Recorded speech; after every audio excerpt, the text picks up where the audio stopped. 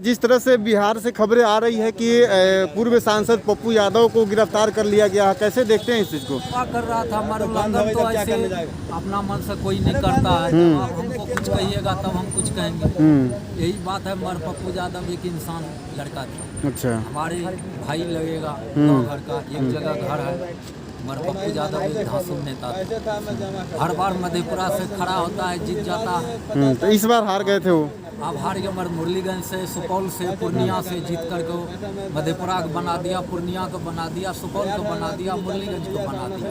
अच्छा। अब गरीबों का साथ देता है, गरीबों का हेल्प करता है। आपके नेता है पूर्व सांसद पप्पू यादव, वो किसानों का समर्थन भी देने आए थे यहाँ बॉर्डर पे। आज उनको गिरफ्तार कर लिया गया, यह कहकर कि वो कोरोना प्रोटोकॉल का उल्लंघन कर रहे हैं। ये किसानों की तो दुश्मन है। ये सरकार किसानों की बात करेगा, वो तो इसके लिए दुश्मन है सरकार के लिए। पप्पू यादव ने तो बेचारे गरीबों को इंजेक्शन भी बांटा, भोजन भी दे रहा है। उसने कौन सा बुरा कर दिया यार? जब हमारे पास है जभी तो दे दिया है किसी ने। हमारे वो हैं 2 करोड़ रुपया उन्होंने दिया है गुरुद्वारों को, जो वो हैं जो अरे वो फिल्मी एक्टर वो पुराने। और 5 करोड़ की मैंने सुना है राहुल गांधी ने प्रधानमंत्री फंड में दिया है। भाई अब इस समय देश पर संकट है, पैसा पहले भी बहुतों ने दिया। तो इसमें कौन सा बुरा कर दिया पप्पू यादव को जो पकड़वाया गया है? क्या ये नहीं बताए चोरी को उनको एम्बुलेंस लाए हैं और वो तो उनमें से आधी ढकी परियां आधी चल रही हैं? ऐसा क्यों हुआ भाई? जब पैसा सरकार का लग गया पूरी क्यों नहीं चलती? कंधे पर लाश धर के जा रही है। एक आदमी कंधे पर अपनी लाश को बच्चे की को ले गया। क्या उसका सरकार के पास ये भी इंतजाम नहीं है? गैल चलते दुनिया देख रही है। और ये इंतजाम कब तक होगा भाई? एक अपनी जनानी को, उसकी जनानी मर गई, वो जो सफाई कर्मचारियों का वो होता है बेचारों का, उसकी उसमें ले जा करके दाह क्रिया किया है। इस सरकार के पास है क्या? इस सरकार पर पास कोई नीति नहीं। सरकार के पास कोई बस क्या चीज़ है? हिंदू मुसलमान। मैंने आज अखबार में देखा है इलाहाबाद में एक पंडित हिंदू मर गया है। उसकी दोस्ती से एक मुसलमान भाई से, वो सर्विस करता था कोर्ट में और इलाहाबाद वाला, और वो इटावा का रहने वाला बेचारा मोमडन है। जब उसकी डेथ हो गई, उसके पास फ़ोन आया। उसकी घरवाली 1.5 साल पहले मर गई, जो ये मरा है। उसका साला 3 दिन पहले मर गया। उसकी लाश को उठाने वाला कोई नहीं था। तो उसके पास फ़ोन आया। वो एक लड़का साथ ले जाकर उसने एम्बुलेंस मंगाई, 2 उसमें आए। किसी ने लाश, उसका कोई रिश्तेदार भी होगा। क्या हिंदू धर्म है हमारा जो कोई किसी की लाश को नहीं पजाड़ सकता, जिसकी दाकरिया नहीं कर सकता? उस मुसलमान ने बेचारे ने उसकी मुखाग्नि दी है। उसको 4 आदमियों ने ले जा करके जलाया है लाश को। ये है हमारा हिंदू धर्म। और मेरठ का किस्सा है। मेरठ में एक मोमडन ने बेचारे ने पूरे परिवार ने मिलकर उसके एक हिंदू मर गया था, उसकी दाकरिया की है।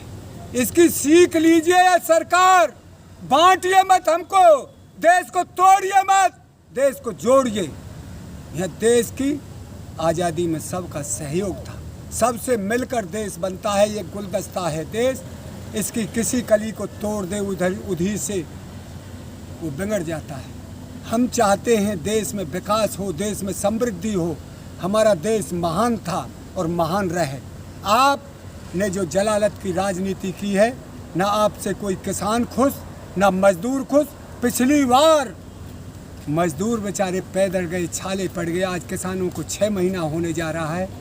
6 महीना से सड़कों पर पड़े हैं किसान, मच्छर खा रहे हैं। आप कहते थे मेरी बाप बर्तन मांजती थी। मैं गरीब का बेटा हूँ, मैंने चाह बेचा है। गरीब तो हमें जो यहाँ पड़े हैं। हमको लूटा पीटा गया है, लूटा गया है 70 साल से। हमने तो ये सोचा था किसान मजदूरों ने शायद हमारा भाग्य बदल देगा। हमारा भाग्य ऐसा बदल गया। 6 महीने से हम सड़कों पर मच्छरों पर खप रहे हैं। दुनिया भर के गंदगी का अंबार लगा पड़ा है हमारे पास, जिसमें से बदबू आती है। उसको भी हमारे स्वास्थ्य में पहुंच रही है। पर अपनी मजबूरी के लिए हम यहाँ पड़े हैं। और हमारा वादा है कि जब तक हम इन काले कानूनों को और देश को बचाने के काम को नहीं कर लेंगे, जब तक यहाँ से जाएंगे नहीं। और क्या देखें, ना इनके पास कोई ऑक्सीजन है, ना कोई गाड़ी है, ना कोई डॉक्टरी है। एक बेचारा गरीब है इसका नोएडा का, आज अखबार में निकला, ना तो कोई पढ़ लो, हिंदुस्तान में, उसमें 12 लाख रुपए उसकी बीमारी में, उसकी जनानी के अलग हट जाए, 12 लाख रुपए लग गए हैं उसके इलाज में। उसका 4.5 लाख रुपया जिसने सर्विस करता था वहाँ है, तो वो 4.5 लाख रुपया तो मिल जाएगा। डॉक्टर ने उसकी अब इलाज को तो करता क्या, उसे ले आए, पर साथियों ने ये कहा है भाई हम पेमेंट करेंगे, जो उसके यार दोस्त थे बेचारे के। तो ये हालत हो गई, बताइए गरीब कैसे इलाज करवाए। गरीबों ने इन्होंने धक्का देकर छोड़ दिया है, कहीं जाइए, कहीं कुआं बाहर में पड़िए। इनका तो पानी 20 रुपया का बिके। जो रईस लोग हैं जिन्होंने पानी की फैक्ट्री लगा दी है, हमारा दूध 30 रुपया का, जो हम रात दिन मेहनत करते हैं, पोटा गोबर डालते हैं, भैंस को खरबरोरा खिलाते हैं, हमारा दूध 30 रुपया लीटर, इनका पानी 20 रुपया लीटर। यार ये अन्याय कब तक सहन होगा? ये प्रकृति के सौदा को बेच रहे हैं। ऑक्सीजन क्या है? गैस है। गैस किसकी बनती है? हवा की।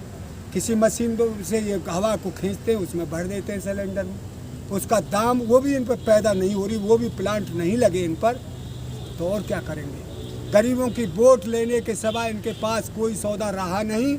और ये सरकार